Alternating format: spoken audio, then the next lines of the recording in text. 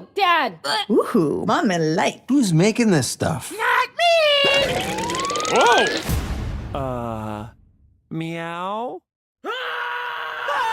The long-awaited return of Shrek is finally happening. After 16 years, DreamWorks just unveiled the first official look at Shrek 5, and it's already breaking the internet. This movie is set to release on December 23rd, 2026. It includes the returning cast from the original Shrek movies, which is Mike Myers, Eddie Murphy, and Cameron Diaz, and as a new addition, Zendaya is going to be playing Shrek and Fiona's daughter, who is one of the triplets that were introduced in the third Shrek movie. But why is Shrek 5 such a big deal? Why has this franchise stayed relevant for over 2 decades? How did this gross ogre become one of the most popular pop culture icons of the past 20 years? That's what we're going to talk about today. I'm going to break down this official teaser that we got for Shrek 5, share with you my thoughts on it, why I think it's actually going to be better than most people think, and let's give you a comprehensive breakdown of Shrek's entire legacy and his existence as a figure in pop culture. So join me on this journey. Let's get to talk about Shrek.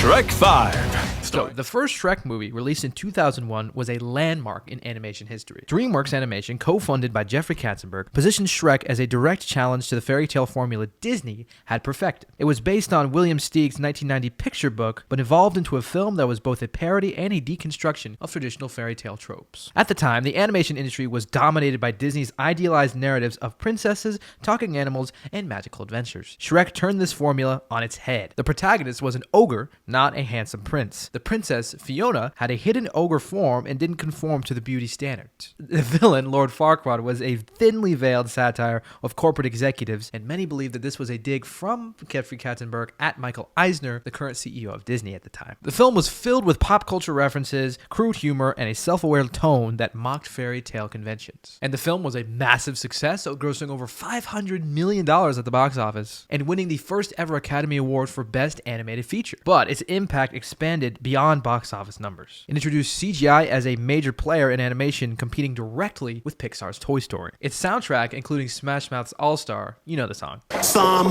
became iconic. The film's humor appealed to both children and adults, solidifying its status as a crossover hit. It spawned a wave of animated films that leaned into self-aware humor, including Madagascar, The Lego Movie, and Puss in Boots. Now, what has kept Shrek relevant later is its transformation into a meme goldmine. The character and his world have been embraced by internet culture in ways no one could have predicted, including the Shrek is love, Shrek is life. The character's voice, theme music, and scenes have been remixed into countless online jokes, and the later sequels, particularly Shrek the Third, were criticized but have been ironically embraced in internet discourse. Now, following the original, Shrek 2 became an even bigger hit, grossing nearly $1 billion. In my opinion, Shrek 2, I don't know, I can't ever decide between the two, but Shrek 2 is just slightly better. Both are some of the greatest films I think ever made. They're perfect. It expanded the world with the introduction of Puss in Boots and redefined the humor. However, Shrek the Third and Shrek Forever After saw diminishing critical and audience enthusiasm, leading to the franchise kind of going dormant. Yes, DreamWorks found a way to keep the Shrek world alive through Puss in Boots and Puss in Boots The Last Wish, and the latter became a critical and commercial hit, praised for its animation and mature themes, proving that audiences still cared about this world. So in 2018, it was reported that Chris Meledandri from the Despicable Me franchise was tasked with rebooting Shrek while retaining the original voice cast. April 2023, Eddie Murphy confirmed that Shrek 5 was in development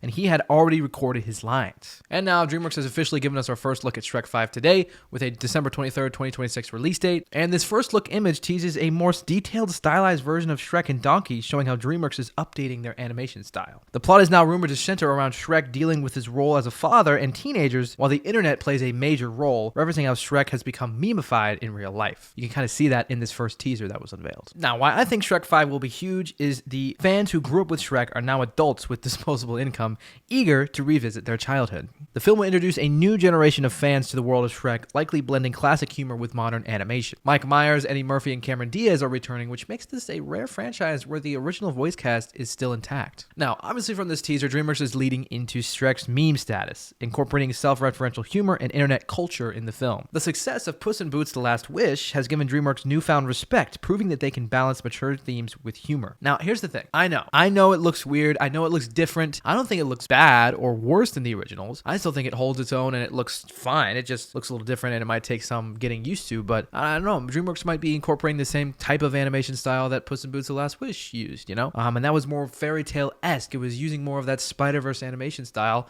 and hey, I would be perfectly fine with that. I don't mind that in the slightest. Now, the film has switched from being over at DreamWorks to being at Illumination Illumination. And the thing with Illumination is that it's Chris Meledandri who did the Despicable Me franchise. I don't like the Despicable Me franchise that much. I think the first one was good, but then the later movies just kind of turned into this big cash grab. They said, hey, let's get the Minions in here, and the Minions make a lot of money, so let's put the Minions in literally everything. Give them their own movie and their spin-offs and stuff. And it's just, Despicable Me 4 was embarrassing, in my opinion. But Shrek 5, I think, has some potential. And the magic mirror on the wall being like a TikTok app, although it looks a little weird to me, and I don't know how they're going to handle that, if that's going to be a big major part of the movie, I think it still kind of fits in with the Shrek vibe and the Shrek tone, which is to be kind of incorporating pop culture references and the whatever's going on at the time, and then using that to its advantage to poke fun at it or to be a satire of popular fairy tale tropes. So as long as it's not done in a way that's distasteful, there is a lot of potential for a good story here. This seems like the Shrek brand, to kind of acknowledge the meme culture and have that play into Shrek's role as being a father with a teenager, because Shrek really does have its pulse on the pop culture, how to lampoon those and kind of skew those into the far, far away world. So if they're planning on doing that, that in and of itself, I don't think is a bad idea. Zendaya being announced to be in the cast, to me, that makes sense. It makes sense that they want to try to include the younger generation and kind of expand the appeal from just being for older people, because it's still probably going to be a kids movie that will just have older adults going, because most of us grew up with Shrek, and the people who saw it in theaters first are now a little bit older, maybe with being able to take their kids. So I see there's a lot of appeal here. I think there's potential, and I don't want to be one of those people that's always hating on every new thing that we see. I think the tendency in the internet culture nowadays is just to look at something and be like, oh, that's bad, I'm hating on it. And really, I just don't think that's the case. I think I try to be optimistic about these things and try to look for the best in them. So I don't think it's just going to be inherently bad. I don't think any of these ideas or what we hear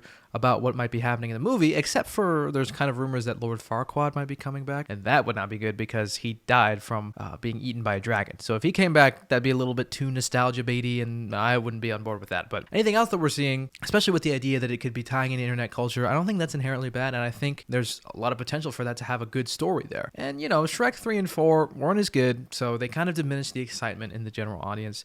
And I think that ending on a high note, or even maybe expanding it into more, I don't know, if it's done right, could be a good thing to maybe put some more light on the Shrek name, because we all kind of remember it as this franchise that started out with two of the greatest movies and then kind of fell off in the latter half of the franchise so far. Puss in Boots: The Last Wish was great. It was a very good movie. I loved it. A lot of other people did, and I think that it proves that DreamWorks can still make bangers. It wasn't one that we were expecting to be good at all. Nobody was like, yes, Puss in Boots: The Last Wish, that's gonna be a good movie.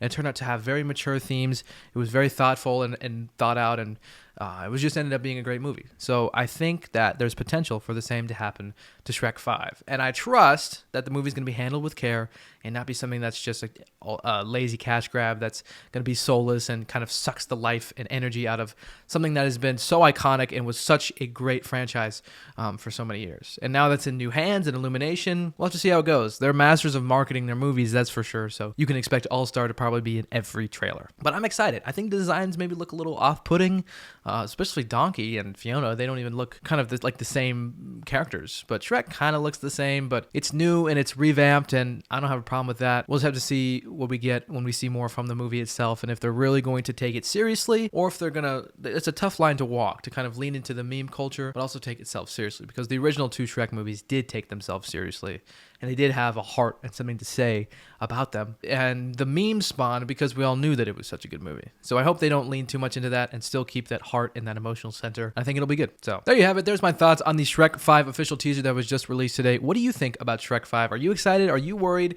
Let me know what you think down below in the comments. I'd love to hear from you guys. I'm actually pretty interested. I think it's going to be, at the very least, super, super interesting. So we'll have to wait till we see more from this movie, but I'm excited. So let me know what you think down below in the comments. And I'll see you guys in my next video.